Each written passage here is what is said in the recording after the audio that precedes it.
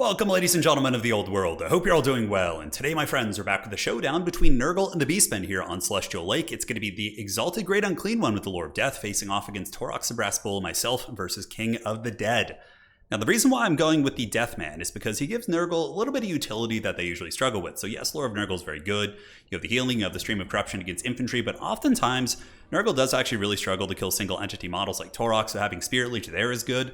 And if you have a really annoying unit of Centaur throwing axes that you can't quite catch, you can use the Buna. You can use Fate of Buna to kind of take them out. So I think it's going to be okay. We have Fecundity and a couple other ways of healing the big man, but I hope you guys are down with the thickness because I sure am.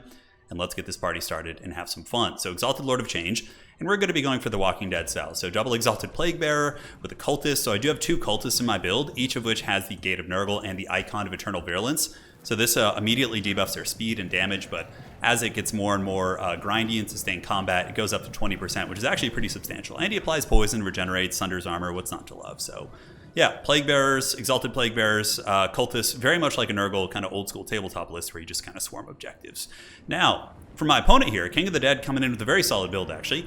Ungor Raiders, great choice here. They wreck Nurgle. They kill Plague Bearers, they kill the SEMs. They're really, really slippery to get on top of there, and it's a great choice. Also, he does have the Cygor. Cygors are amazing. They can just bombard my Exalted dudes, and I can't do much about it. I'm also a big fan of the Jabber Scythe in this matchup. It has a Mortis engine, which is conditional on leadership. Nurgle doesn't have an excellent way of really killing it outside of grinding it in melee, and it can Mortis down a lot of my units, does magic damage, great against demons. And Torox, again, fire damage, mitigates healing, and he's a great duelist. So honestly, a very, very solid build from King here. So we are going to be moving up. We do have the big Chungus moving through the middle, triple Plague Bearer over here on this side, and the two Exalted characters are going to move up this way as the Cygor boulders. Certainly Major League Baseball Cygor over there. He's been nailing pretty much every shot. Already taken out 20 of these guys, and you can see the value lead for King of the Dead here is no joke. Currently up to 300. Big business. Better concede now.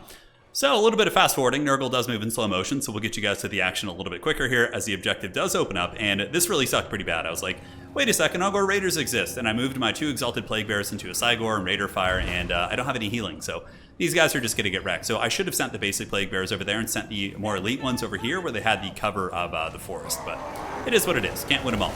Plague Bearers will obviously dominate in combat. They actually hit really hard. Plague Bearers do have 48 weapon strength, so if they're kind of battling into these guys, they can do some work. And yes, the big Chungus, the big man, he is down with the thickness. Once again, he's going to be moving in, stomping with his big bell. And he's got a Mortis engine, and Exalted Great Unclean Ones are really good fighters, actually. They're amazing brawlers. People always underestimate them and try and attack them, and they'll give it the business right back to you. So we break through the front line, and we are going to be using Spirit Leech on top of Torox the Brass Bull, so he's going to be getting a little bit smashed there. I do also have a couple throwing axes, so Marauder Horsemen are being pursued by Centaurs. We get a nice volley, and I do use my Furies to intercept the Hounds. I pull them back, and then what I'm going to do is kind of slow them and get a full surround and hopefully get some good value, while the Furies unfortunately do get chewed up with the Warhounds. They had taken some damage from the Raiders and are going to be crumbling, so a bit of a rough engagement there, but the middle is going well. The Exalted Great Unclean One getting some damage on Torox, as well as the Jabber Scythe. We do also have the Icon of Eternal Virulence here, so all of these Beastmen units are going to have their combat stats debuffed, and this is when the counterattack comes in. So we do use Curse of the Slug and Poison, so their speed is actually down to 42. Nurgle throwing axes don't do a lot of damage, but they themselves have really high melee defense, are good at grinding, and we get some Furies in there as well. So these Centaurs with throwing axes with only 40 speed are going to trade very poorly here against the sustained high melee defense of these units and the Poison. But over here, going pretty badly. Both Exalted Plague Bearers kind of getting karate chops. Although on the bright side of things, yeah, these guys are getting shot to pieces, but like they've also kept King from capturing his home objective. So if you're playing like a Nurgle playstyle where you're going to be trying to win on points, rather than like heavy value trading, which is kind of like Soul Grinder playstyle, it actually is worth it, right? Because he doesn't have the points right now. I have 2 points. I'm getting a pretty decent lead. What's not to love? But value trading isn't terrible, 35 to 22, and I do have some healing via Fecundity, so it's not like I have no healing. Also, my Cultist of Nurgle passively heals himself, so there is a little bit on the table, and you can see Torox the Brass Bull kind of gets bullied by the big man. Exalted Great Unclean One chases Torox away. You can see his stats were really low. With the Icon plus the Poison, he had like 300 weapon strength. How cool is that, man? I love the stacking debuffs from Nurgle. It's very fun. But again, still behind in value, and the healing, he's probably truly ahead in value at this point. And he still hasn't gotten his home objective. He has expendable infantry here. Ungor Raiders do count as expendable, so their capture weight's only 2. The Exalted Great Unclean One does have a 5 capture weight, so they have been able to kind of hold the Beastmen from getting this point and allowing me to get a 300-point lead here. Now, as far as the back goes, the skirmishing game has gone well. Been able to kind of drag the Chaos Warhounds through the mud a little bit, and his Centaurs with throwing axes did end up losing out on that trade. Meanwhile, the big Chungus and the Cultists here still fighting like champs, and a Beast of Nurgle has been summoned in. So Beast of Nurgle is very good for blob fights. It has another kind of buff that you add on to all your other debuffs, which lowers melee attack, lowers speed, and can help you get the edge in those SEM fights. We also do pop a couple Nurglings just because I don't want to lose this objective. He does have some capture weight nearby. He's got like Chariots and Centaurs that could pop on and give him a little bit of a pump there. And now we're going to be using a Buna. So should have used it on the throwing axes. Bit of a mistake here, but honestly I was just kind of busy microing. And the Buna does go down, and it will allow the Nurglings to decisively win this fight. Buna pretty much karate chops whatever it hits if it's like a model unit around this size. And the Mortis engine is also doing great. So it is mortising down Centaurs right here. You can see the Pestilent Decay is still active. And Great Unclean Ones have like 1,000,000 HP. But Torox and company are definitely taking them to Pound Town a little bit. That fire damage will mitigate any healing I get via Fecundity. And the Plague Bearers, they don't do too much damage against Torox. He's too heavily armored. Look at his stats right now, 428 weapon strength because of the stacking debuffs here. And now we got the Beast of Nurgle in. So this is going to be where the tide kind of turns in terms of the single entity model fight. The Beast of Nurgle is going to be able to really just get a bunch of debuffs and also has some decent stopping power himself with 300 weapon strength. And Torox is bullied. He's just completely bullied right now. The Exalted Great Unclean One plus the Cultist of Nurgle, man, they are certainly not taking any prisoners. However, King of the Dead over here does end up winning the fight. Centaurs in sustained combat with a little bit of support from some Raiders, which we're shooting from over here for a moment, to force my Marauder Horseman back. So, hey, at least the shooting's been shut down for a while, which has allowed me to win this fight here. If I had been getting shot that entire time, I think it was worth sacrificing the Horseman. But Torox coming in once again, man, really persistent in the brawl with Nurgle, which is one of the ways that Nurgle can get games is people choose to brawl with him. But even still, if he's going to pull in some, let's say, Minotaurs with Grey Opens or something, I could lose this fight very quickly, and things could go very south. Jabber's Life is Mortis engineing down, I believe, my dudes here. Let's go and double check. Is there a leadership below? It's so hard to tell. Soul Eater, it looks like they're not affected by the Mortis engine because their leadership. There they go. Okay, now it's in effect because they did drop. And the Traderkin also going down, which does do a fair amount of AoE damage, but once again, Nurgle brawling pretty good. I got some Haggard Plague Bearers here from the early game, which are just pushing Raiders back, so they've been very, very annoying there. And the Beastmen do finally get their home objective, but I'm trying to continuously sacrifice units on the battlefield for the objectives. I know that these guys are probably going to die diving into Beastmen enemy territory, but if a Plague Bear and a Nurgling can occupy him here and or flip the objective, I think it's going to be worth doing. Nurgling's going to be trying to shut down the Raiders, while we do get a Fecundity here, which feels pretty good. That is the Nurgle army ability, which is going to be healing quite a bit of HP. Fecundity does how much healing? Let's go ahead and double check this. So it's 0.80 per second per 12 seconds. So it's not bad. It's not like a colossal heal, but it's an AoE, which is really, really nice. So the Jabber's Life and Torox are really trying their best to kill the Great Unclean One, but the Cultists and Beasts of Nurgle hot on their tails, going to be debuffing their melee attack and the rest of their stats. Torox down to 355! All we need is the Baron to the Bog to get the true debuff blog, and then Torox would have like sub 300 weapon strength, which is pretty hilarious. But yeah, he gets absolutely smashed right there. But now I think the Beastmen are going to be summoning in some Minotaurs with Great Opens if memory serves. Yeah, they have arrived, and they're going to be super good against my Great Unclean One, and a Feral Manscore as well. So really, really good unit selection there from King to try and flip this battle here. Torox is going to be running away, getting hit with the Mortis engine, which actually is doing some okay damage against him. Look at that. Man, I didn't ever think it would be that good against SEMs, but when you're low health like this, 26 to 32 damage a second, I guess, is not insignificant, right? So Exalted Great Unclean One is up to how much value so far? 2,600, so he certainly paid for himself. We do get a Plague Bearer summon, so my Cultist there was below 80%, which means he could drop the heal. Spirit Leech once again going down to the Brass Bull, trying to drag him down to the pits, or was it on the Jabber side? I couldn't quite tell. But we do flip the home objective of the Beastmen. They're so heavily focused on winning that fight there that the Plague Bears and Nurglings were able to move up and get the point. Nurglings should be able to defeat the Ungor Spearman herds, and I have fallen behind on value, so this fight over here is getting a little bit dicey. I have a feeling it's going to be one of those situations, or I had a feeling where it was going to be a, hunker down on one objective. Granted, the Plague Bear summon here giving me some very nice buffering, allowing me to trade effectively, but once those Plague Bears disappear, and the Exalted Great Unclean One is a little bit trapped up, I mean, he does have 36 speed, so he's not super slow, but I'm not going to be able to get away from Minotaurs and Centaurs with throwing axes, so I just kind of commit even further to the fight, trying to get that Mortis engine going, but that Manticore is poking away quite a bit of HP. So anticipating that it's going to be a Helm's Deep, I start to summon in good units. So Exalted Plague Bears get summoned back here. I do have my Furies chasing down some loose Ungor Raiders, and this back objective's looking like it's going to be ours for a little while. Beastmen, though, do summon in some Centaurs, which will be able to kill Nurglings very quickly, and we have lost this objective. So the Beastmen came in with a lot of Ungors and also the Blackhorns Ravagers, which was a really good choice from King. The Blackhorns Ravagers are a great anti-light DPS unit, and they will just absolutely pop these Nurglings like a pimple over here, that is for sure. It's also the Great Unclean One, though, holding it down like a champ, probably up over 3,000 value. Torox at about 500 HP, ladies and gentlemen.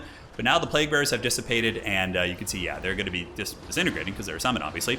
And my Exalted Great Unclean One probably going to get killed here, honestly. The Minotaurs and the Manticore both Manticores aren't anti-large, but Great Unclean Ones don't have a ton of armor. and the Manticore probably will be able to drag it down. Jabberslythe also is a hard-hitting magic damage unit, but I love the compounding kind of debuffs with the melee attack and weapon strength. It's so cool. Centaur Throwing Axe is just guiding back here, trying to pull some of these Centaurs back. In the meantime, we are holding on to this objective. We're closing in on 1,000 points. So yeah, this is like a situation where King would have to triple cap 100%.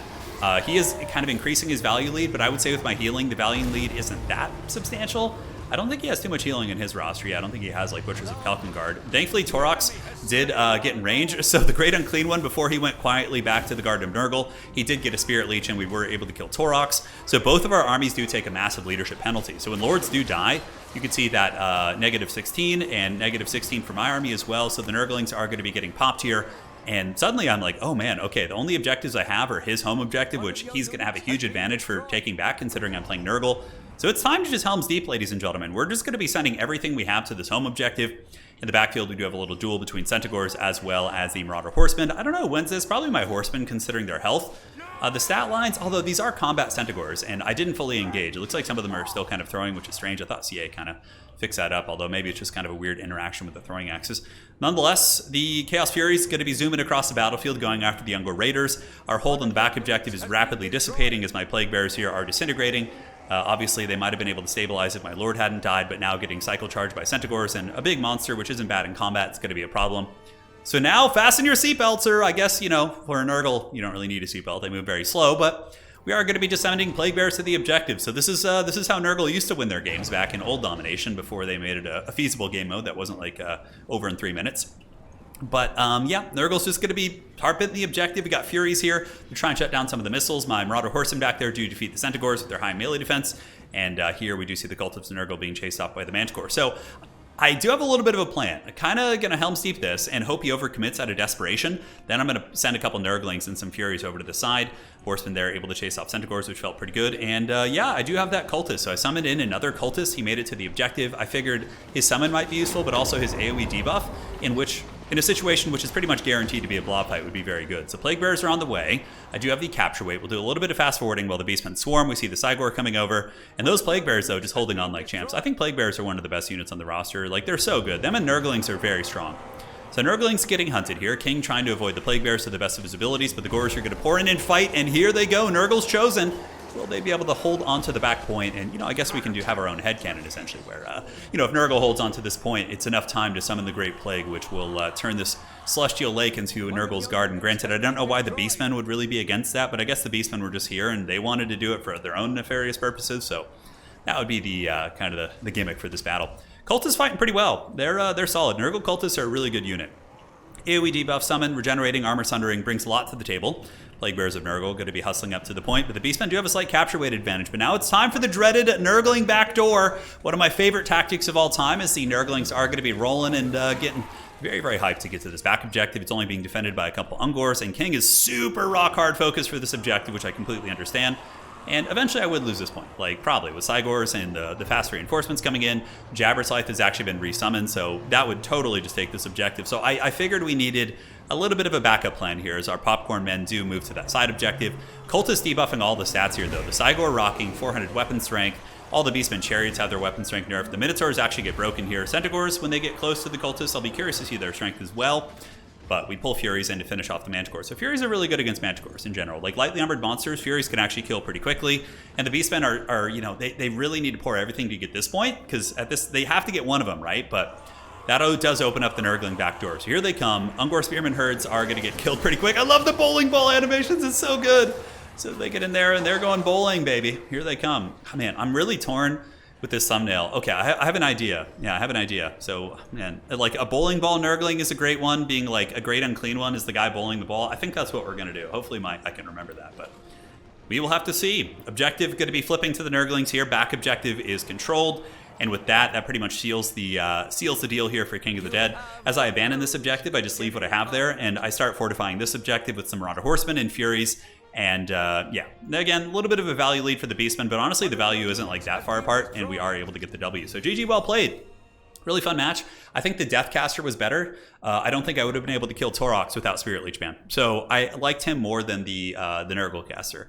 because the Nurgle caster's healing would have been nice, but you need something to like, if Torox, he would have just ran rampant and like just beaten down all my characters. So that was good. 3,700 values, no joke. Exalted Plague Bearers got dunked on. I might rethink them in the build and just go for basic Plague Bearers, but I really, really liked the Cultists. I felt like they were quite good.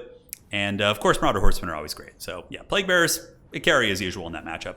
GG, well played. Fun stuff from King as well. He got great value on the Centaurs. Almost pulled the game back, but old big Papa Nurgle was able to hold on. So yeah, I guess that was fun. GG, well played. See you guys next time. Take care of yourselves. And Nurgle bless his ravaged body.